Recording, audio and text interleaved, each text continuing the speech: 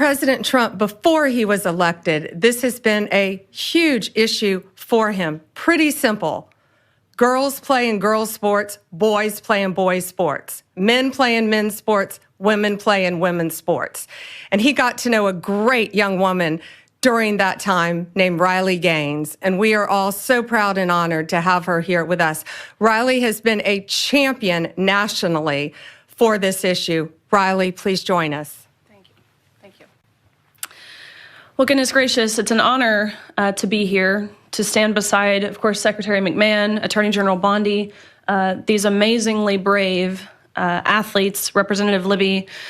But truthfully, I'm frustrated. I'm frustrated that we have to be here, that we as women have to stand before you all on national television demanding equal opportunities, demanding privacy in areas of undressing, demanding safety in our sports. Amazing to me that we are still here fighting this fight, that the Democratic Party has really doubled down, tripled down, quadrupled down on their ridiculous stance, but that's exactly what they've done.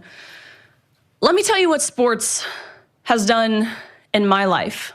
Of course, in terms of athletic achievement, I very proudly finished my career as a 12-time NCAA All-American, a 5-time SEC champion, actually the SEC record holder in the 200 butterfly, making me one of the fastest Americans of all time, a 2-time Olympic trial qualifier, SEC Scholar Athlete of the Year, SEC Community Service Leader of the Year.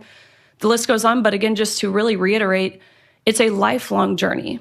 It's how I met my husband. It's what gave me my lifelong friends. It taught me how to be a leader. It taught me how to set goals and work to achieve those goals. All things that, of course, I'm utilizing in my life now beyond sports, that leadership in Maine, Governor Mills, Democratic leadership really across the nation, that's what they're denying girls and women of. I'm sure you guys saw the clips and the visuals that surfaced following President Trump's executive order signing of this EO, barring men from participating in women's sports within any educational program that receives federal funding. And it was the most amazing thing to be there. And you have all of these young girls. I'm talking 5, 6, 7, 8 years old. They've got their jerseys on, their sports uniforms, their big bows in their hair that they wear on the soccer field. That visual means more to me than I could possibly put into words, and that is what is at stake here. That is who Governor Mills is fighting, not Donald Trump. It's those little girls, and I believe that's sick.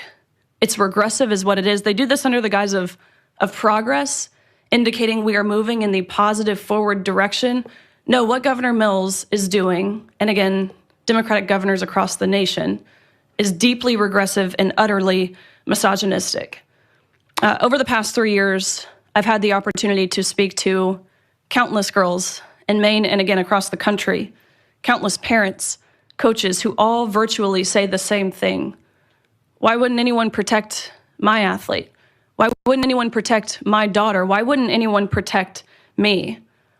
I've talked to girls who have lost roster spots, of course, podium finishes. I've talked to girls who have been exploited and simultaneously exposed to naked men in intimate areas of undressing. I've talked to girls who have been severely injured in their sports due to a male player on the opposing team. For crying out loud, we have a female representative from Maine, Laurel Libby, you just heard from her. She didn't tell you what happened to her. She lost her ability to vote and to speak on the House floor for defending girls and women, for posting about what was happening in Maine. No, this type of oppression didn't happen in Afghanistan. No, this type of censorship didn't happen in England. It happened right here in America under Democratic leadership. Again, this isn't progress. I would describe this as betrayal. Let this be a notice, these actions that we have seen put forward today by the Department of Justice, by the Department of Education, to all other states who are not willing to comply with federal law, that federal law being Title IX, which is very clear in how it was originally implemented, or at least it should be. We never knew we had to define this word sex until these both elected and unelected bureaucrats started to go through the back door and reinterpret this word to mean what they want it to mean. Originally implemented in 1972, it was only 37 words, very brief. Ultimately, of course, preventing sex-based discrimination. Let this be a notice. California, Minnesota, the likes thereof. If you do not comply with federal law, you do not get to reap the benefits of complying with federal law. Of course, one of those benefits being receiving federal funds. Women are protected and recognized under federal law, again, that law being Title IX. The U.S. government under President Trump, including the Department of Justice, including the Department of Education, will not stand by and ignore when the federally protected rights of women and girls are being violated. Again, that encounter between Governor Mills and President Trump went viral for really all of the right reasons. I think she thought she had this mic drop moment when she said, "I'll see you in court." Guess what? You will, because President Trump is a man of his promises. That was his campaign slogan. That's what we've seen delivered. Promises made, promises kept. This is another one. People, the American people, girls, women, boys, men, old, young, white, black, gay, straight, none of those identity factors matter. We want transparency and we want accountability. Again, we voted overwhelmingly in favor of that on November 5th. And accountability is back in the White House. So I stand before you all today, and I thank you, again, Secretary McMahon, Attorney General Bondi. I thank you on behalf of course, myself, but I think more importantly, my younger sister, of all the women and girls who have dreams, like I did when I was young, to achieve, to succeed in my sport and beyond. So thank you. Riley, thank you. And Zoe would now like to say something. Tell us about your sport too, Zoe. So I compete in soccer and indoor track and outdoor track. And like was mentioned previously today, I had to watch at the Maine Class B State Indoor Track Championship as my close friend and my teammate and other female competitors lost the state championship to a biological male. And this was heartbreaking for me to have to watch. And Riley said that it's betrayal, and that's what it is. It is the job of our elected officials to protect our young female athletes, and they have failed to do that. We walk into sports expecting to have a level playing field, and to walk into the state championship to see a biological male there and to lose to a biological male, that's betrayal.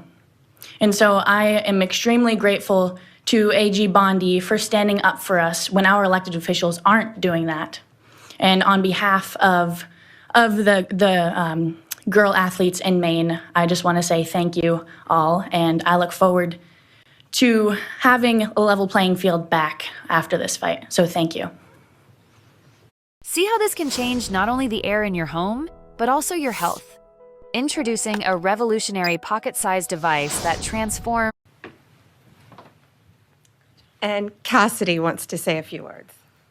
My first experience was when I was 13 years old.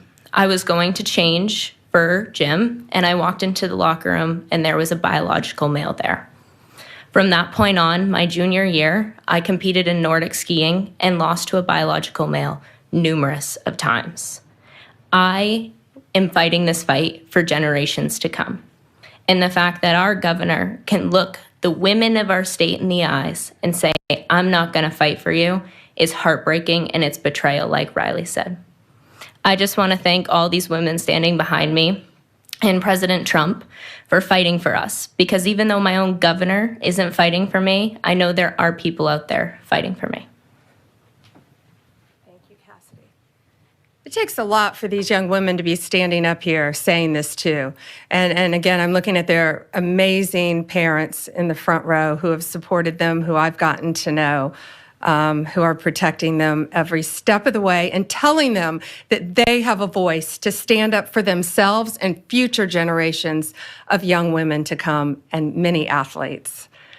Gates, should we take some questions? Yeah, absolutely. Questions? Mary Margaret.